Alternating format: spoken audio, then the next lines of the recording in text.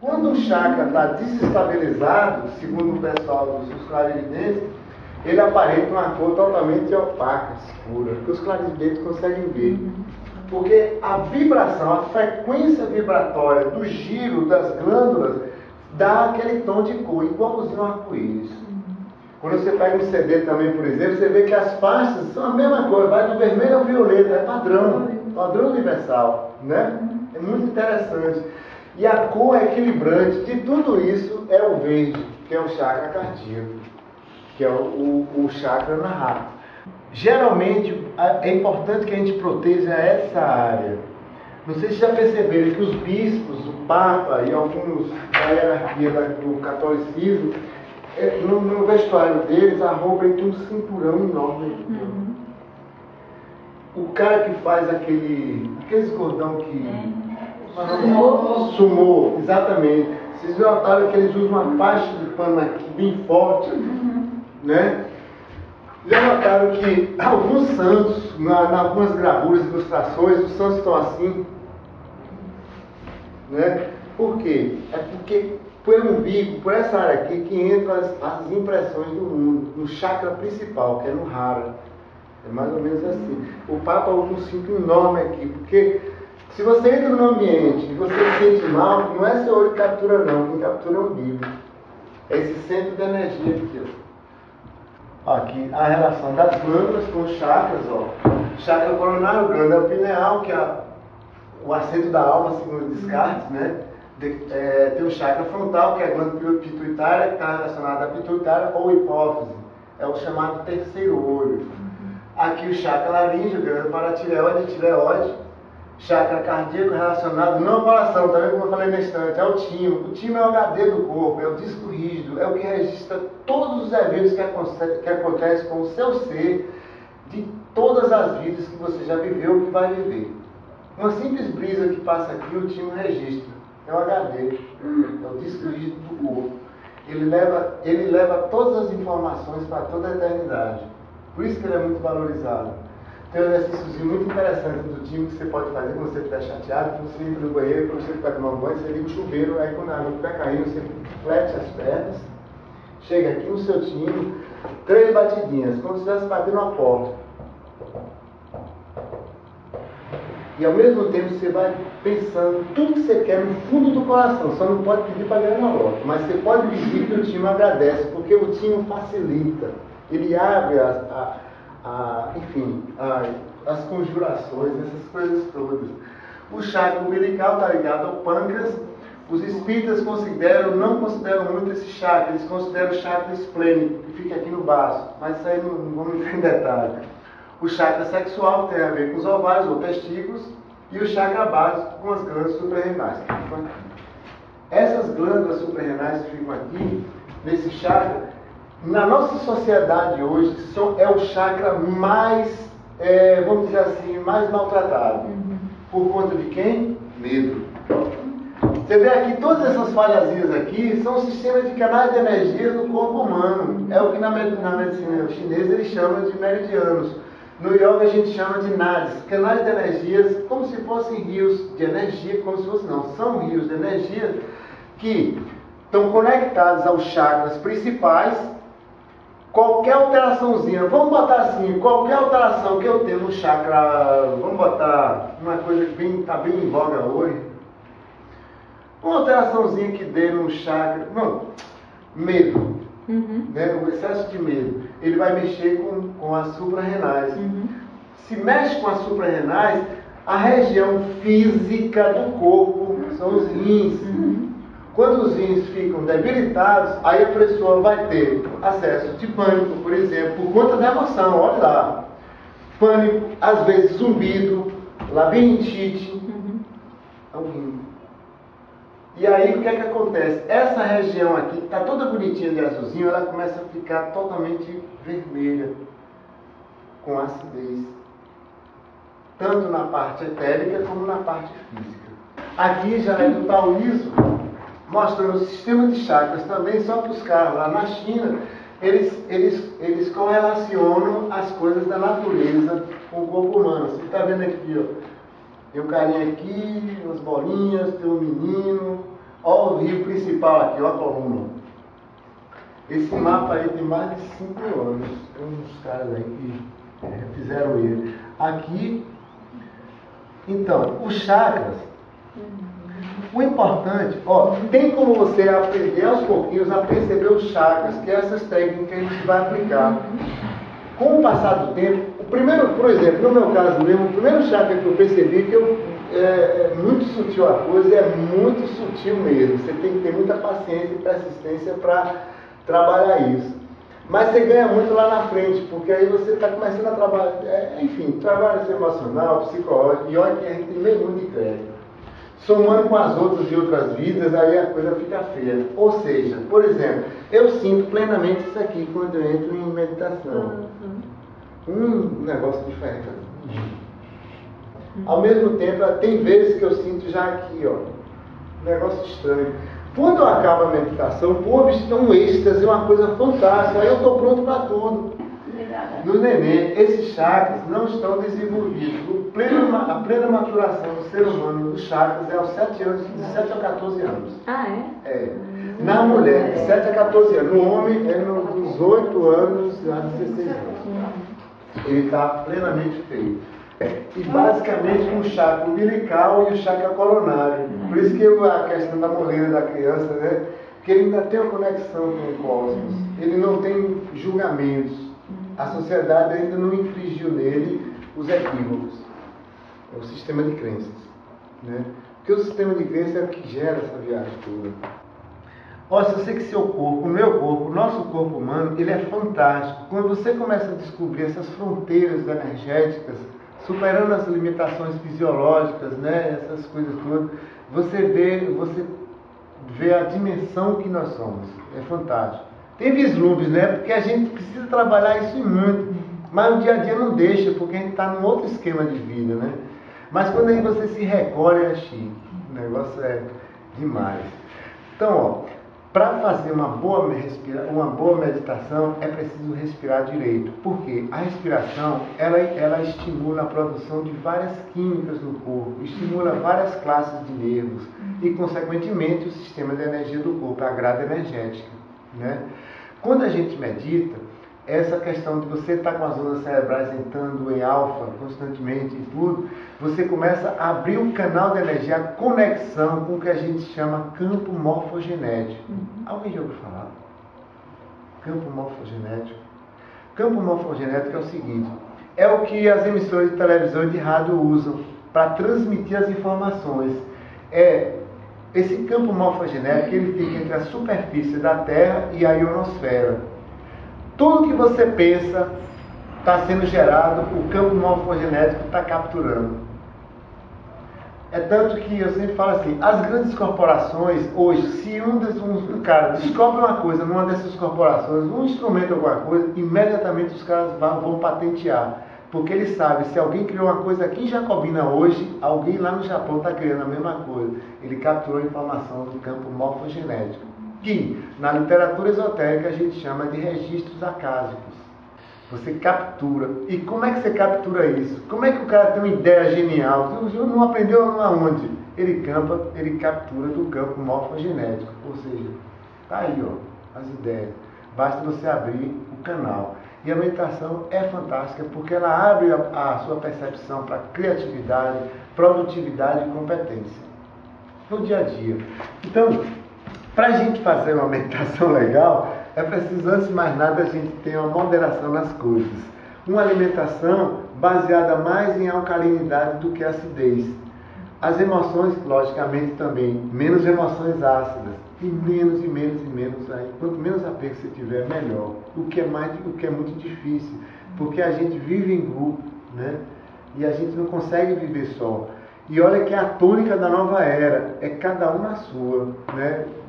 Apesar de estar todo mundo cooperando, né? Porque a tônica da agora é deixar o belicismo de lado e a cooperação, né? Ou seja, competição está morrendo e vai existir a cooperação. Isso é muito bonito. Por exemplo, como é que se processa uma respiração eficiente? Essa respiração eficiente ela é chamada de respiração em 3 andares. Respiração cardiorrespiratória, respiração digestória e respiração geniturinária. A gente tem isso nos 3 departamentos chamados triplo aquecedor, porque eles geram fogo. E o fogo é a tônica da vida. Se não tiver fogo, nada funciona. Você vai cozinhar com o quê? Onde é que tem eletricidade? Onde é que está o calor da emoção? Fogo. É chique. Quando você joga uma pedra no lugar, quando quica ali e dá aquela faísca, fogo. Na cruz lá de Jesus está lá, ing, né? E o fogo renova incessantemente a natureza. Ignis natural, né? Que os judeus, o Jesus Nazareno diz judeus. Mas ao pé da letra, pelos essênios, o fogo renova incessantemente a natureza. Então, pela respiração você gera fogo, calor, atrito. Então, a respiração correta é a respiração em 3 andares. Coisa muito difícil de hoje em dia, porque a nossa sociedade, com seus requisitos, faz com que a gente fique só aqui. Aumenta. Você entra, entendeu? Antes você tinha visto alguma coisa. Fez bem. Não é? Quando você toma um sujo, já aumenta só aqui. Aí pronto, aqui nada, né? Mas quando a sua respiração começa a ficar diafragmática, pô, intestino recebe massagem, fígado recebe massagem, pâncreas, baço, tudo recebe massagem, agita. A respiração completa é essa assim, ó. Pegou aí? É essa respiração completa. Você enche o copo, enche o copo de água, para assim dizer, né, ó. Ou seja, você enche aqui embaixo, ó. Eu vou fazer a grosso modo, ó. E depois o tórax, ó. Mais ou menos isso. Não que você vai fazer isso direto. No treino que você faz, o corpo, por exemplo, porque o corpo da gente está tudo em stand-by. Está lá, né? Quando você ativa a respiração treinando, fazendo todo dia, no dia a dia entra no automático. Entendeu? Porque se você for fazer isso no dia a dia, é meio complicado. Você vai tontar, vai atrapalhar o metabolismo. A melhor maneira de você começar a aprender a respirar direito é deitar. Na hora que for deitar, pega um peso, pega aquela delta lá, usa aquela base que ninguém mais usa. Não é? Então, aí você pega um peso, fica com as pernas dobradas, ó, coloca o peso aqui, ó, e deixa rolar. Não precisa pensar em nada. O corpo está voltando a entender que a respiração é aqui. Você pode ver que o neném respira aqui. O bebê que não é? Perfeito. Exatamente. Então é só você fazer o corpo voltar a trabalhar com o neném. Voltar a ser criancinha. Eu solta tudo pelo nariz. É pelo nariz. Eu vou só interferir um pouquinho aqui, porque é interessante isso numa aula de yoga também que eu já tive no curso, que é assim, que aí o bebê, se você observar um bebezinho, ele vai mesmo, você vê ele respirando direitinho, sem nenhuma.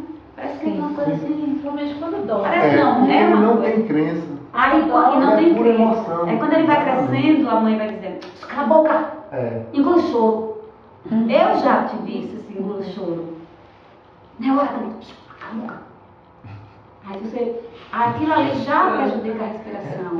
Outras coisas também, ameaças, se você fizer isso, você vai apanhar. Aí não, aí fica aqui. Tudo isso vai prejudicando, aí a criança já vai perdendo. Nariz? Pelo nariz, exatamente. E é esse? Exatamente. Boca agora, fechada. Boca fechada. Tem algumas técnicas que... Tem algumas que alternam. Nessa base que você está ensinando de botar um livro no abdômen. Isso. É ins e esse pelo nariz. Pelo nariz, Porque tem umas outras que a gente faz, inspira pelo nariz, solta pela boca. Isso aí já é a questão de você eliminar a toxina rápido do corpo. Você inspira oxigênio, elimina o gás carbônico. Por quê? E também tem a questão da energia. Quando você está tentando eliminar a toxina do corpo, inspirou e soltou pelo nariz, às vezes existe um conflito de íons, de polaridades de energia que cria um colapso aqui que não é bom. Aí mexe no sistema nervoso central. Né? Agora, quando a gente está já meditando, o importante é nasal. Para essa questão. Né? Agora, assim, estou com gás, ou então eu estou querendo limpar o que está dentro aqui, enfim. Aí você inspira e solta. Pegando pela boca, para eliminar a toxina, gás carbônico, CO2. Né? Mas geralmente ela é nasal, é mais correto. Aí, quando você faz, deitado, pode treinar, porque isso é o ABC, que a gente, né, para a gente já começar a recordar e a recuperar a respiração que a gente tinha quando a gente era neném. Né? Recuperou isso, fica tudo mais fácil. E outra coisa, treinando todo dia essa sentada. Por exemplo, essa sentada aqui, ela é chamada de postura fácil. Né? Normalmente, de boa. O importante é sempre que a coluna... Essa postura é fácil. Postura fácil. Isso. O nome dela é fácil. Quando você... Aí, para você entrar em meditação, isso já quando você já estiver bem adiantado. Ou seja, você vem aqui, ou bota um peso aqui, ó, na coxa, ou esse licurizinho aqui bloqueia. Bloqueia quem? A artéria femoral. Porque você vai diminuir o fluxo do sangue venoso para a aorta e para o coração, e quando diminui isso, a frequência cardíaca, ó, baixa. Aí você tem mais oportunidade de entrar na meditação mais rápido. Entendeu? O que é importante na meditação é você criar coesão, frequência cardíaca, respiratória e cerebral. O pior de tudo é o pensamento. Menino, que você tenta tirar o negócio, sai bem. A mente é tão danadinha, pai, que você está querendo abandonar os pensamentos, ela te bota um bando de pensamento bonitinho, você projeta o futuro, tudo. Deixa a melancolia de lado, tem tudo isso. Mas são os artifícios da mente, porque a mente ela é programada. Ela foi programada desde aí, ó, sistema de crenças, que fazem com que você deseje um carro bonito algum dia, uma casa bonita, enfim. Então, a gente está impregnado com esses eus. É importante que você procure um lugar que seja só seu. Aquele lugar que é só meu. Pode ser gente lá e tudo, mas naquele momento é só seu. Né? A mesma roupa é importante, né? Não que seja uma regra, né? Mas é bom porque você cria um compromisso com você. É um ritual. Né? Perfume é importante. Agora o perfume vai depender do seu biotipo. Por exemplo, se eu sou uma pessoa meio melancólica e coisa e tal, eu vou optar por um perfume que gere íons negativos. E que tipo de perfume é esse? Cítrico. E o Palermo conhece muito bem essa coisa aí. Porque o cítrico, quando ele está em contato com o ar, as moléculas do cítrico elas despolarizam e geram mais íons negativos do que positivos. Agora, quando você é uma pessoa muito agitada, é importante você escolher um amadeirado, porque o amadeirado ele gera a maior quantidade de íons positivos. Não que isso vai tornar muito difícil, mas se você sabe que a pessoa é inquieta, amadeirado. Outra coisa, é importante que você tenha um som ou um tipo de vibração que gere os mesmos íons negativos. Por exemplo, o som da cachoeira, as moléculas ali estão gerando vários íons negativos. Uma árvore, por isso que dizem, fique de uma árvore que você está bem, porque ela está criando naquele campo eletromagnético íons negativos. Entende mais ou menos isso. Na música, você pode escolher uma música dependendo do seu biotipo, seu íntimo, sua intuição pede, vá nela. Porque às vezes o cara diz assim, vai meditar só com música relaxante. Não, é a música do meu biotipo, para fazer com que eu recorde que eu sou. Para você ter uma ideia, os caras do Japão, eles têm um ritual, Kodô, Taiko Kodô. Esses são percussões que eles fazem, você já viu isso aí. 10 horas de relógio, para entrar em êxtase. Se você viajar no carro, por isso que aquela viagem, você toma um banho depois de uma viagem. Porque assim, dentro de um banco, todos esses materiais, data show, computador, eletrônicos, inclusive tomada, ó. Isso aqui ela gera o que a gente chama de energia de baixa frequência, 60 Hz. Essa energia de baixa frequência danifica as células e impede que você se sinta bem. O nosso olho ele é muito ineficiente, mas essa lâmpada aqui está piscando milhares de vezes por segundo. E isso excita a pele. Pele é sistema nervoso. Ó, pra você ter uma ideia, lindo isso aí. Isso aqui os caras usam numa seita lá no Japão. Olha só. Isso aí é para entrar em êxtase. Eu nunca vi japonês tão forte na minha vida. Olha os caras. Então, esse som, aí é uma percussão para fazer o corpo vibrar, as moléculas vibrarem e fazer a pineal funcionar. Olha.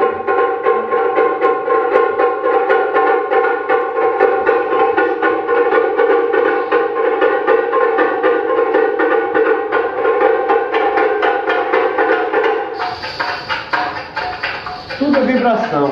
Então a vibração permite isso aí. Você se livrar.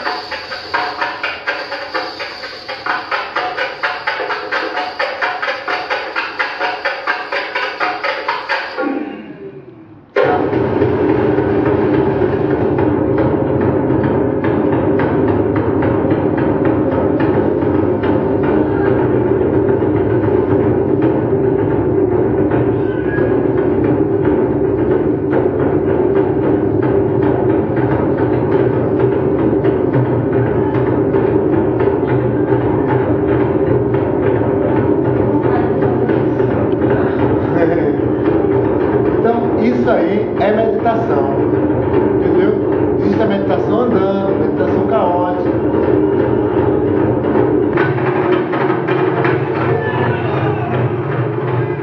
E a fricção, a batida, ela gera íons negativos, entendeu?